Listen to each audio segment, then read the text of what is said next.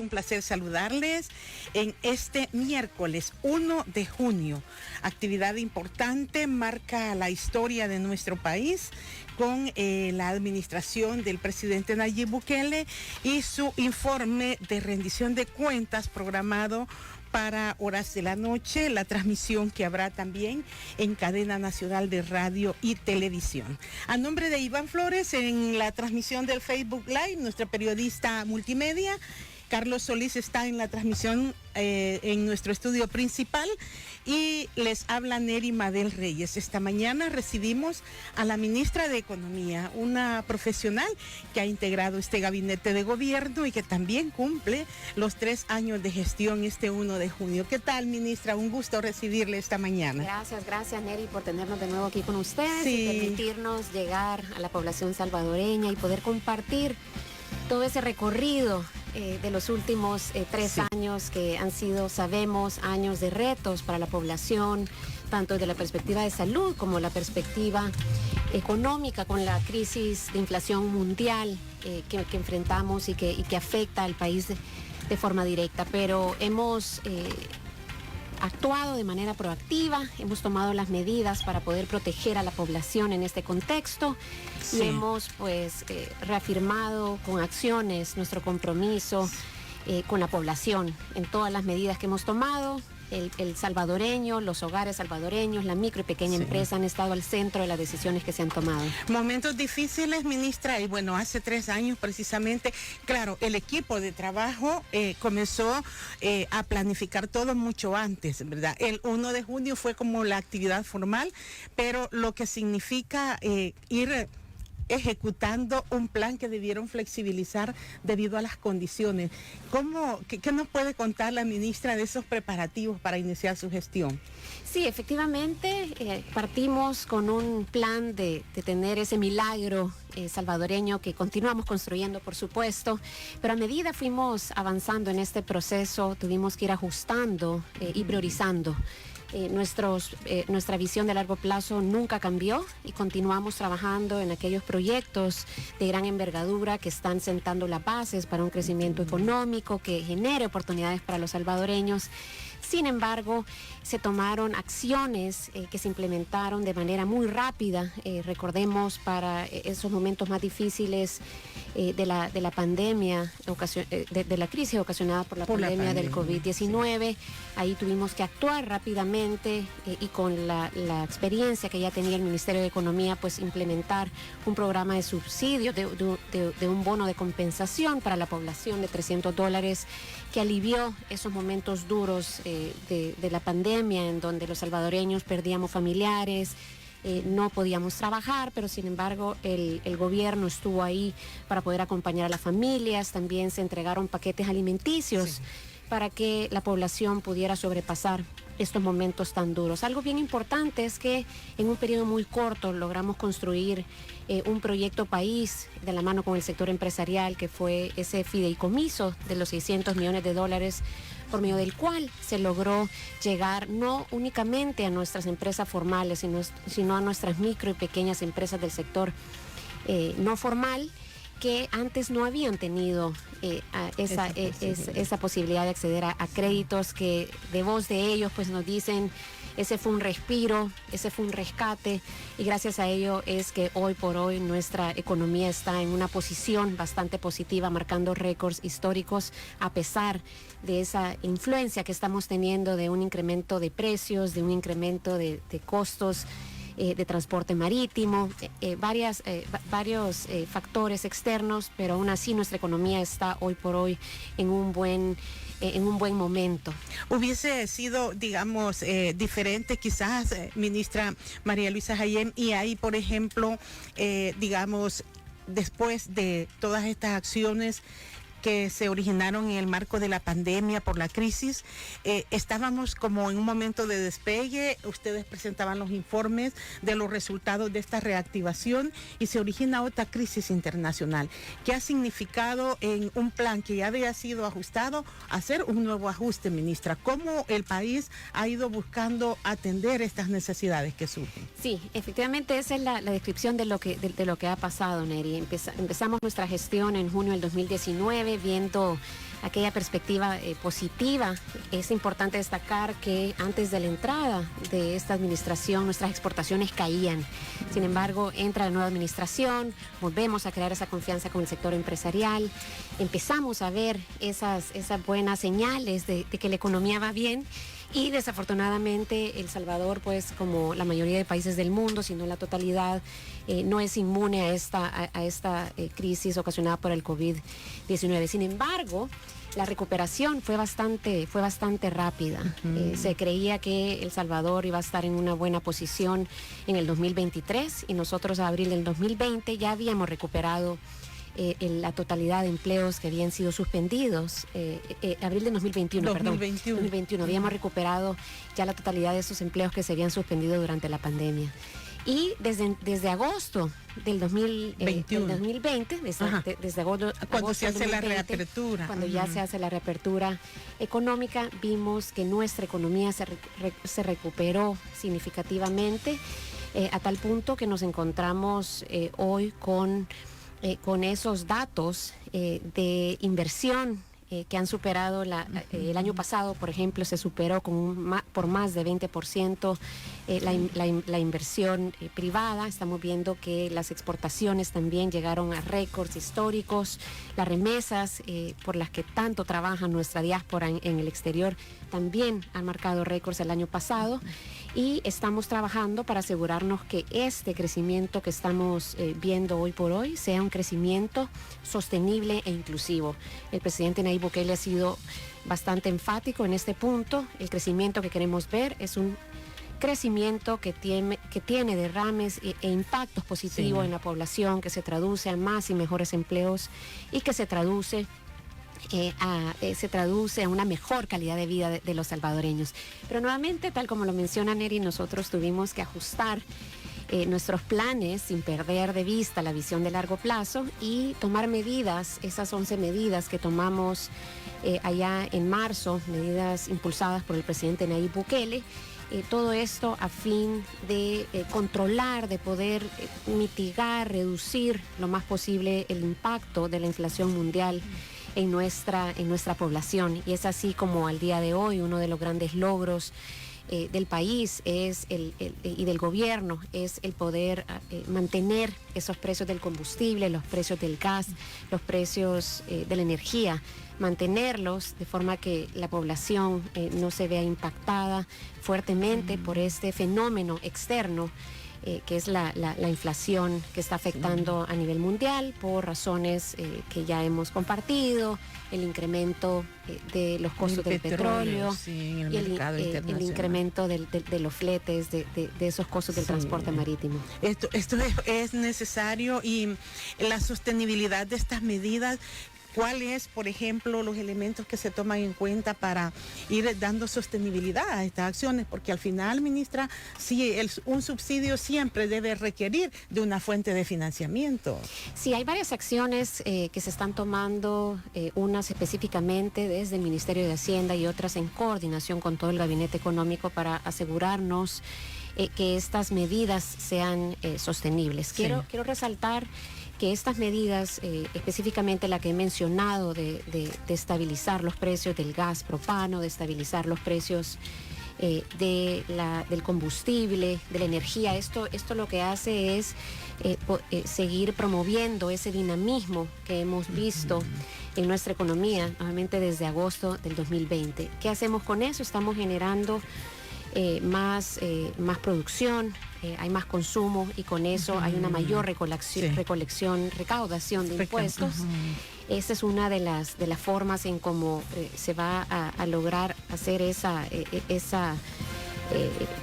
poder compensar, digamos, este sacrificio que hoy por hoy hace el gobierno. Pero también el ministro de Hacienda ha comunicado su plan de evasión y elusión fiscal. Sí, he estado llevando avisos a la fiscalía, ¿verdad? Exactamente, y los fondos que se están recaudando no son menores. Entonces, medidas como estas, en donde incrementamos la recaudación de impuestos, en donde hay más empleos y con eso nuevamente hay una mayor recaudación de impuestos, con esto y otras medidas que se están tomando como la eliminación de esa evasión fiscal. Con eso pues estamos trabajando específicamente desde el Ministerio de Hacienda para asegurarnos que estas medidas son de carácter sostenible. El subsidio del gas, ¿cómo se está aplicando? ¿Cuál es el precio que realmente tiene este producto, también derivado del petróleo? Pero hay un monto que se paga para los consumidores, ministro. Sí, en el caso del gas propano, hay dos subsidios que se entregan a la población. Un subsidio de $8 que llega a la población más vulnerable y un subsidio que ronda entre $1.50 y $5.20, que ese es básicamente para poder estabilizar los precios. Es decir, que una persona, por ejemplo, que consume un tambo de gas que hoy por hoy costaría $14.84, por medio de la aplicación de ambos subsidios, pagaría únicamente $3.09. Este es el tambo de 25 libras. 25 libras. Es decir, en lugar de pagar casi $15, digamos, el salvadoreño está pagando $3 siempre y cuando sea elegible para el subsidio de los $8. Sin embargo, una persona que no fuese elegible, aún así, el tambo de gas costaría $11, alrededor de los $11, y esto pues nos posiciona como el país en Centroamérica con el menor costo para este ejemplo específico que estamos trabajando, que estamos conversando sobre el tambo de gas de las 25 libras. Explíquenos la aplicación del subsidio en el caso de los combustibles también, que esa es una medida que ha continuado esta misma semana porque hubo variaciones, ministra. Sí, efectivamente, el caso del combustible, nosotros hemos, desde el gobierno y de la mano con la Asamblea Legislativa, hemos tomado medidas para que el salvadoreño pueda continuar pagando ese precio por la gasolina que pagaba a inicios del mes de abril. Desafortunadamente, desde abril a la fecha ha habido un incremento de alrededor de un 30% en el costo de los combustibles. Y ese 30% es el que el gobierno del presidente Nayib Bukele está absorbiendo.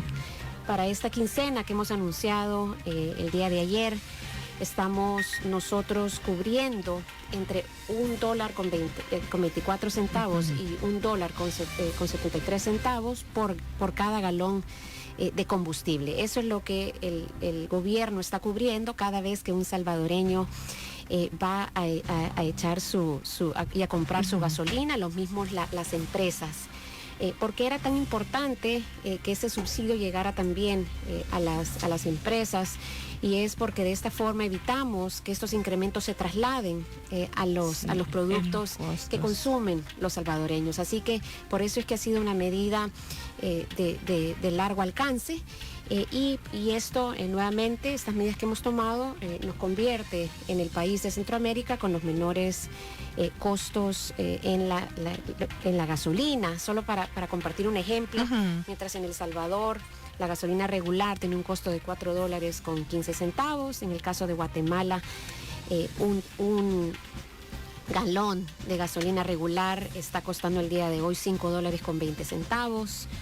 Es decir, el ahorro pues en El Salvador es de $1 menos, más de $1 menos. En el caso de la gasolina superior, mientras en El Salvador cuesta $4 con 31 centavos, en Guatemala un guatemalteco paga $5 con 60 centavos, y para el caso del diésel, mientras en El Salvador el precio máximo que debería de pagar un salvadoreño es de $4 con 14 centavos, en el caso de Honduras, por ejemplo, un hondureño paga el día de hoy $5 con 13 centavos. Así que estamos preocupándonos y ocupándonos por la población, por nuestras empresas, y esto ha ocasionado, aunado a todas las inspecciones que hemos realizado. ¿Y cómo les ha ido en esto de las inspecciones? Antes de que hablemos de las inspecciones, fíjese que escuché a unos importadores de frutas y hortalizas que dicen que no están como percibiendo mucho el beneficio en el flete porque el producto viene de Guatemala y Guatemala tiene altos precios, Honduras tiene altos precios. Esto es un poco complejo, ministra, pero ¿cómo se puede, digamos, entrelazar las acciones que El Salvador toma versus los orígenes que también hay en otros países? Sí, efectivamente, en estos casos en donde la gasolina el costo de la gasolina es más alta, en Guatemala pues se ve afectado el precio de los productos que pueden ingresar al país. Sin embargo, hemos tomado una de nuestras medidas, de las 11 medidas que anunciábamos en marzo de este mismo año.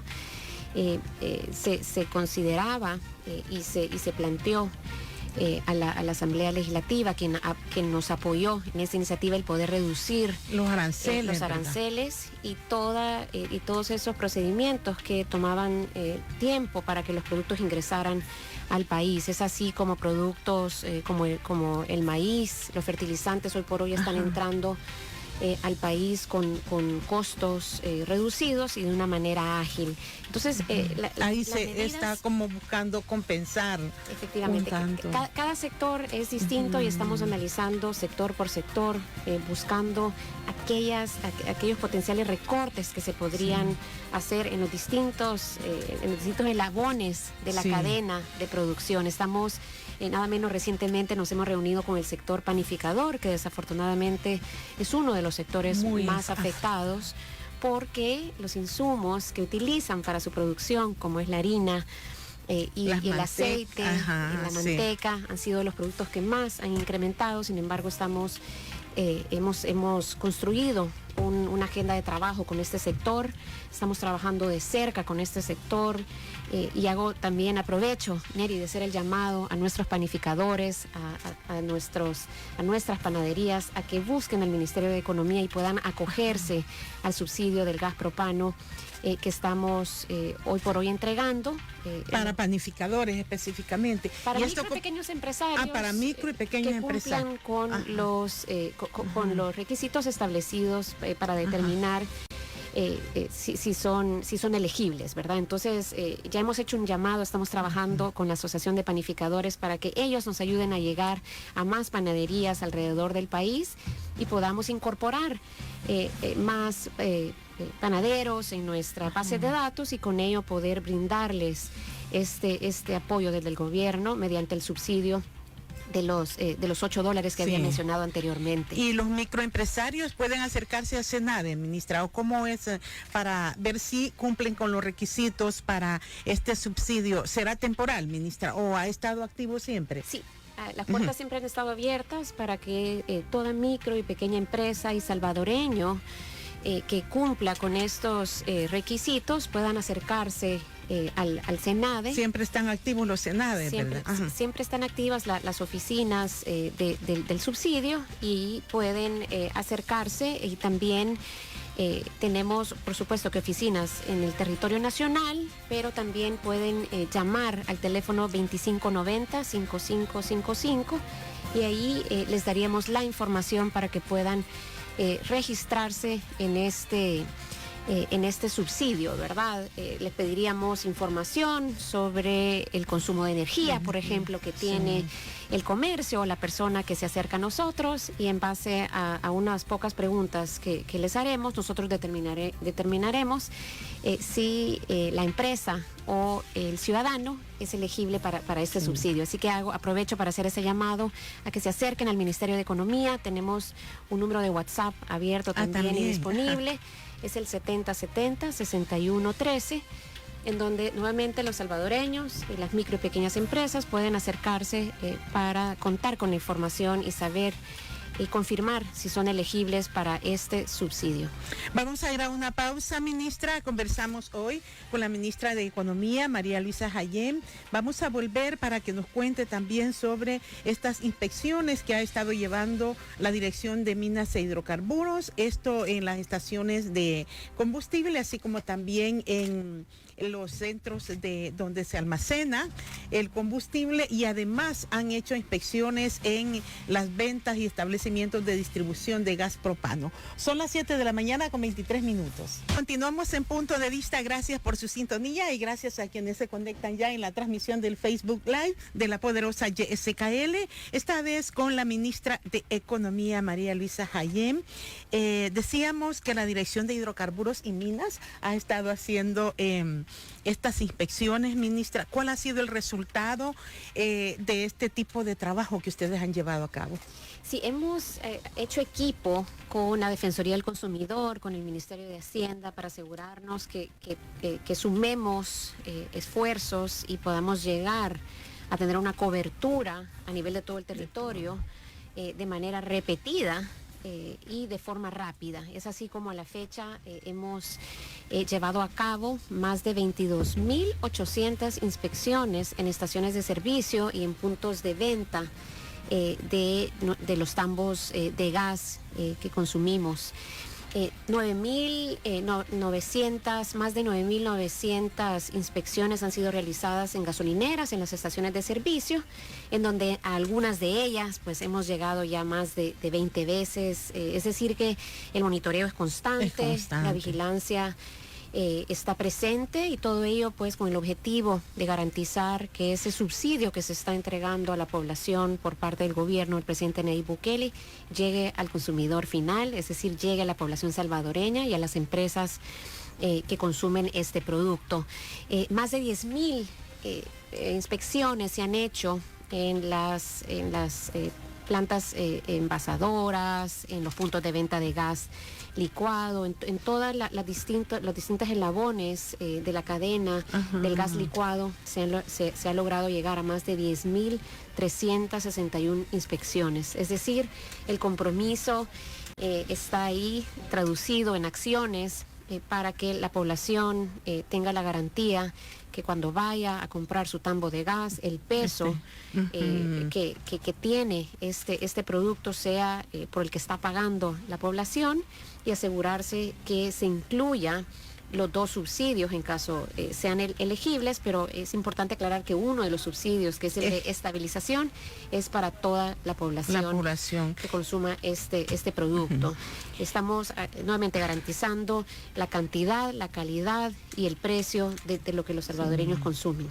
Y ministra, ¿qué hallazgos han detectado ustedes en este procedimiento? ¿Se han hecho correctivos? ¿Qué es el resultado que tenemos? Sí, cuando en el momento que hay alguna sospecha o hay alguna denuncia o hay alguna anomalía que se identifica, esta información pasa directamente al equipo legal de la Dirección de Hidrocarburos y Minas, en donde se analiza cada caso y se sigue el proceso sancionatorio que nos manda la ley, ¿no? A la fecha hemos identificado más de 100 hallazgos. Algunos de estos se refieren, y la mayoría en realidad se refiere a alguna alteración en los precios del GLP, es decir, no se cumplió en este punto de venta específico con el precio que debería de estar cobrando el punto de venta.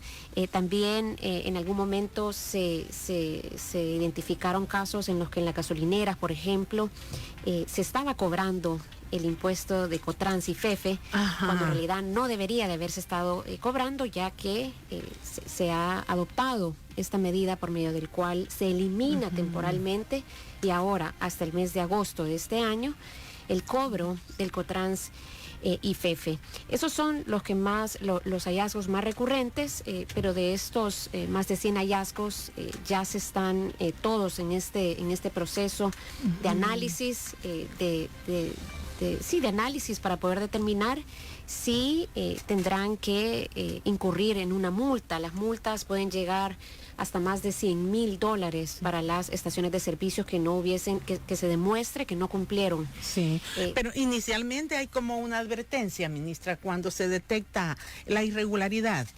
No, de inmediato cuando de se inmediato identifica se una irregularidad, se procede a dar inicio al proceso de investigación, de análisis, para garantizarnos que todos estos esfuerzos que hace el gobierno, ese sacrificio que se hace, ya que hay un costo detrás. Sí, que se traduzca en un beneficio. Se traduzca en beneficios para la población, que al final nuevamente es el centro y el objetivo de nuestra gestión. Sí, y en esto del octanaje, ministra, ¿qué les han dicho los técnicos? Porque algunos químicos habían hablado también de la necesidad de que en estas verificaciones de la Dirección de Hidrocarburos y Minas se aprovechara de controlar también la calidad de nuestros combustibles. Sí, efectivamente, ese es un tema que también y un elemento que se toma bastante en cuenta en las inspecciones. Afortunadamente no hemos identificado hasta la fecha alguna anomalía en cuanto a la calidad, y estos análisis no solo se han realizado en las estaciones de servicio, en la gasolinera, sino que también se ha realizado cuando entran los buques importadores con el producto que importamos. Hemos tenido la oportunidad de ir y estar en uno de los buques inspeccionando con el equipo de hidrocarburos y minas del Ministerio de Economía para identificar si hay algo, alguna alteración, algo que nos preocupara como gobierno, pero afortunadamente hasta la fecha en ese sentido no hemos identificado que hayan alteraciones o que haya una falta, una calidad menor por la que el salvadoreño está pagando o que no cumpla con los estándares que debe de cumplir. Sí, ¿y cuál es el cronograma de cumplimiento, ministra, en el caso de la relación que tienen con las gaseras? Porque hay, tras este esquema de subsidio, el ministerio también, no sé si es Hacienda o Economía, el que debe ir pagando a las gaseras los subsidios por los puntos de distribución que han activado. Sí, estamos trabajando como un mismo equipo con el Ministerio de Hacienda. Para nosotros no hay otra forma de hacerlo, es como se tuvo que haber hecho siempre, se trabaja en equipo, y efectivamente hemos hecho alianzas con los importadores del combustible para que ellos, como gobierno, nosotros trasladamos el subsidio a ellos, pero ellos tienen que garantizar que ese subsidio llega al consumidor final. Es decir, cuando un salvadoreño llega a la gasolinera, las gasolineras tienen que cobrar ese precio máximo o menor que el gobierno ha establecido. ¿Y cuánto es, ministra, lo que se invierte en el subsidio en el rubro del gas propano? ¿Están pagando ustedes a las gaseras cuánto aproximadamente mensual o lo llevan por año? ¿Cómo lo han gestionado? Sí, por año nosotros hemos venido pagando a las gaseras alrededor de 60 millones en concepto del gas propano, que ha beneficiado a las poblaciones más vulnerables. Este número ha incrementado a raíz de este subsidio adicional que estamos entregando para la estabilización de los precios del gas. Nuevamente, el costo que nosotros hemos analizado es menor al beneficio que nosotros estamos dando a la población. Los beneficios son altos en el sentido de que hay pequeños comercios, alguien que entrega comida en su motocicleta, por ejemplo. Si no fuera por este subsidio al combustible, probablemente no podía estarlo haciendo a esta fecha. Así que nuevamente el sacrificio que estamos haciendo es menor que el gran beneficio que nosotros estamos brindando a la población, ¿verdad? Y algo bien importante es que estamos manteniendo esa dinamización de nuestra economía. Con una economía deprimida, lo único que creamos es un círculo vicioso en el cual cierran los comercios, hay menos empleos, hay menos inversión, hay menos consumo, y eso es lo que nosotros hemos evitado al tomar estas medidas de gran envergadura, que hemos sido, valga la pena resaltarlo, hemos sido uno de los pocos países en el mundo en donde hay una serie de medidas que han llegado, en nuestro caso, hasta 13 medidas que se han tomado para poder mitigar al máximo el impacto negativo que genera la inflación en El Salvador. Y en esto de la dinámica económica, ministra, decía usted que, con la reapertura después de las medidas adoptadas en la crisis por la pandemia, hubo una buena reactivación. ¿Cómo vamos en este 2022 en cuanto a exportaciones? ¿Los volúmenes se mantienen, ministra, o han incrementado? Sí, ha sido un fenómeno bastante interesante y bastante positivo el que hemos visto en nuestras exportaciones. Nada menos tuve la oportunidad de conversar con un presidente de una compañía de textil recientemente y mencionaba cómo El Salvador hoy se encuentra en una posición muy aventajada con respecto a años anteriores en el sector de textil. Estamos viendo nuestras empresas de textil ampliarse, estamos viendo nuestras nuevas zonas francas establecerse en el país después de 14 años que no vimos ninguna zona franca establecerse en el país.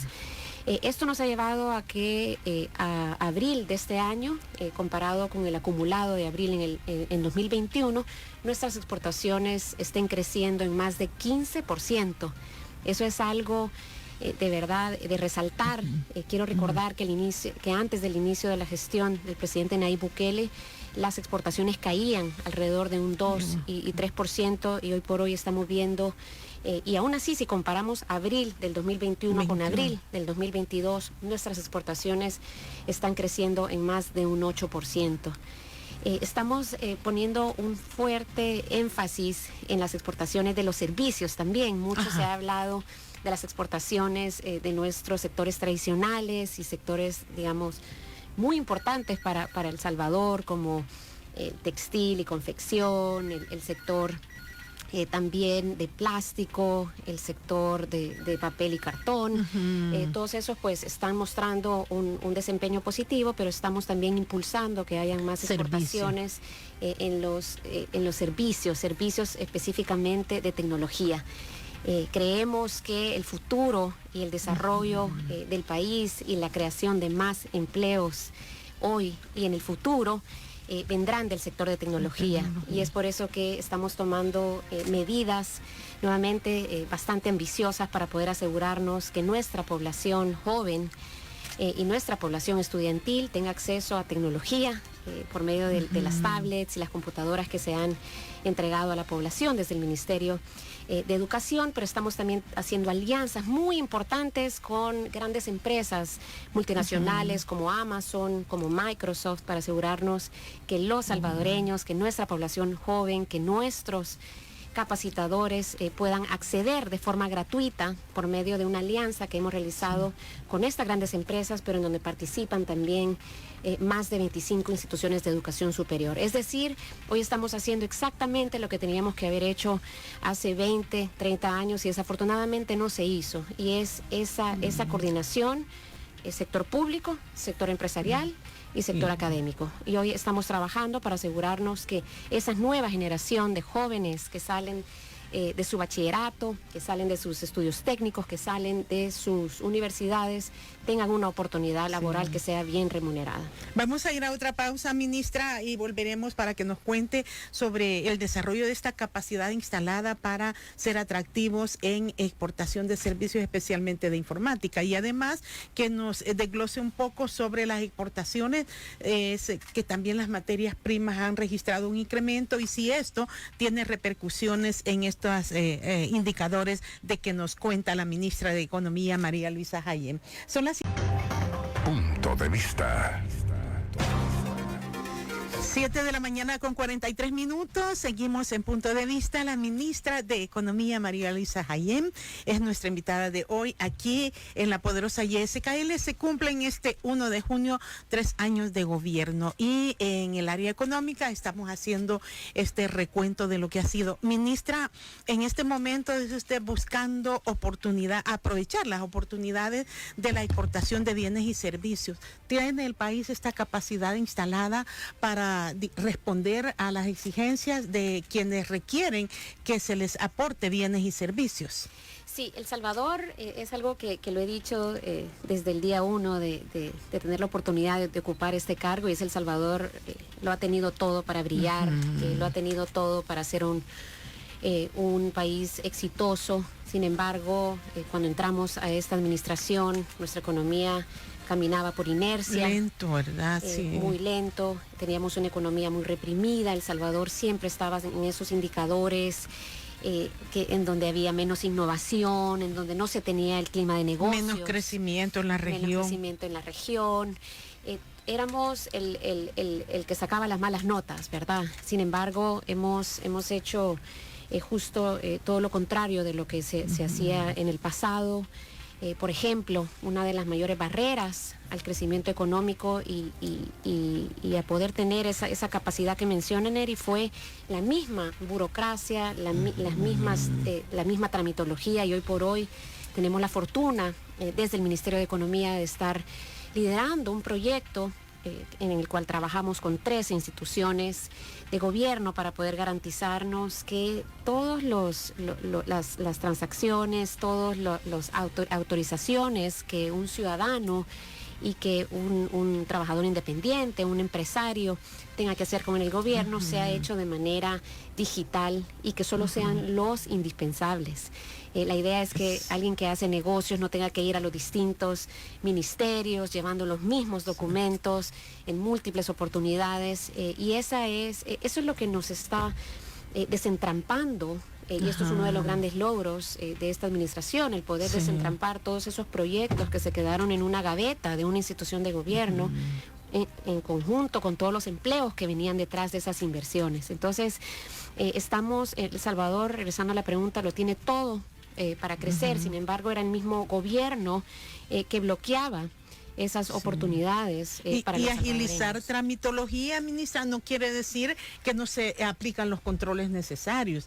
Esto siempre va, digamos, con una seguridad y certeza jurídica. Esa aclaración es bien importante. Nosotros estamos haciendo análisis de trámite por trámite, y aquellos que no sean necesarios son los que se eliminan.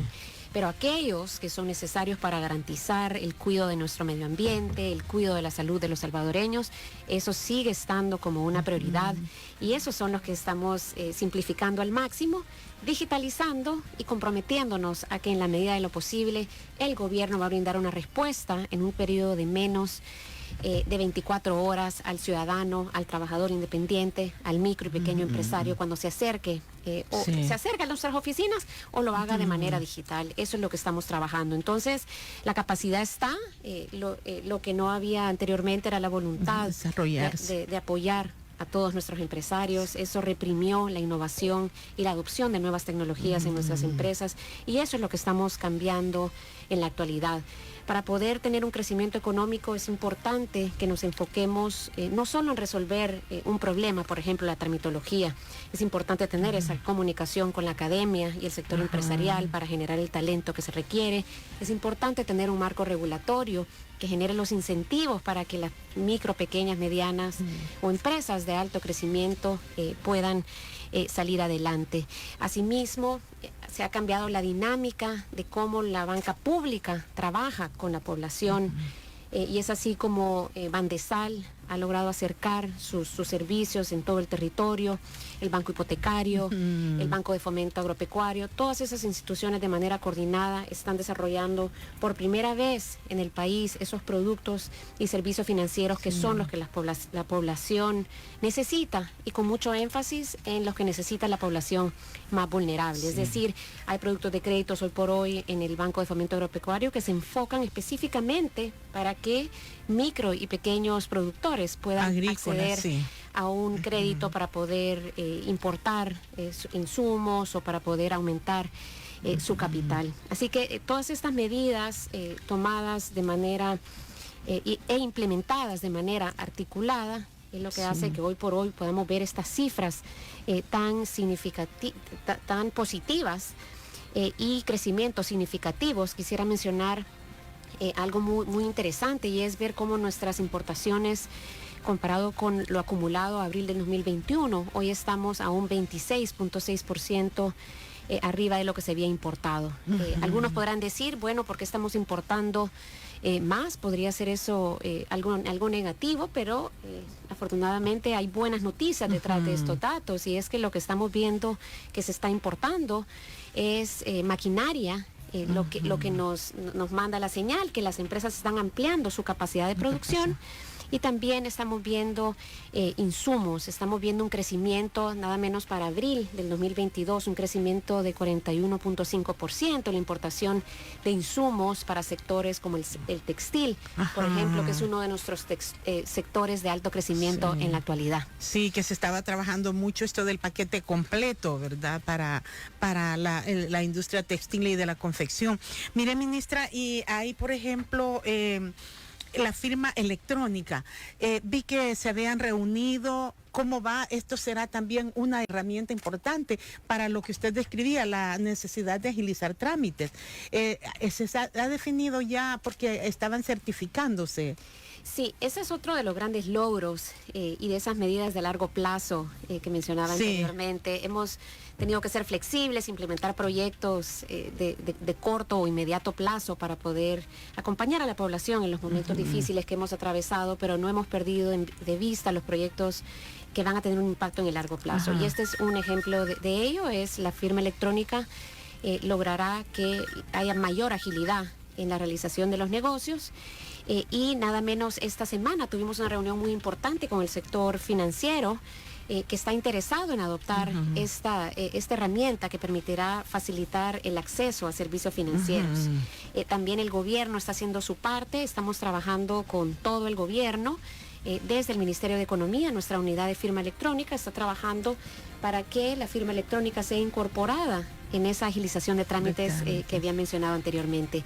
La idea es que en la medida que el gobierno adopte esta herramienta y lo haga también sectores tan importantes para nuestra economía como el sector financiero, en esa medida más y más sectores y más ciudadanos, empresas puedan ir utilizando esta herramienta. ¿Y quién va a registrar mi firma electrónica, ministra? ¿Se ha definido ya la autoridad? Sí, el Ministerio de Economía tiene un rol de acreditar y de vigilar a esas empresas que van a estar brindando estos servicios a la población. Me complace compartir, Neri, con usted y la población, que a la fecha tenemos ya 2 empresas, que es una buena noticia porque hay entre más competencia. Ya están certificadas 2 empresas. Entre más competencia haya, pues eso tiende a que haya mejores servicios, más competencia y mejores servicios y mejores precios para la población. Así que ya hay 2 empresas certificadas, una recientemente este año, y están ya con las reformas que nosotros realizamos de la mano con la Asamblea Legislativa. Estamos asegurando que el acceso a ese servicio sea de forma ágil. Es decir, un salvadoreño que quiera utilizar esta herramienta lo pueda hacer de forma remota, desde su computadora y de una manera ágil. A eso iban encaminadas las reformas que hemos realizado recientemente a la ley de firma electrónica. Bueno, ministra, gracias por compartir con nosotros toda esta información que resume así muy brevemente todo este esfuerzo al frente del Ministerio de Economía. Hoy será la sesión solemne, estarán ustedes ahí también, y la expectativa por el informe que rendirá el presidente de la República en su 3er año de gestión. Así es. Suerte, ministra. Gracias. Sí, gracias. Ahí la veremos en la Asamblea Legislativa también, ¿verdad? Y le agradezco que nos haya acompañado esta mañana. Gracias, Neri. Efectivamente vamos a estar esta noche, primero Dios, acompañando al presidente. Y pues cierro reiterando ese compromiso a la población, que continuaremos trabajando ante esta difícil coyuntura que estamos viviendo. Continuaremos acompañando a cada salvadoreño, a cada empresa, para asegurarnos que salgamos adelante y que podamos llevar a ese crecimiento sostenido de oportunidades para todos los salvadoreños. Muchísimas gracias. Gracias a usted, ministra. Finalizamos nosotros el programa Punto de Vista.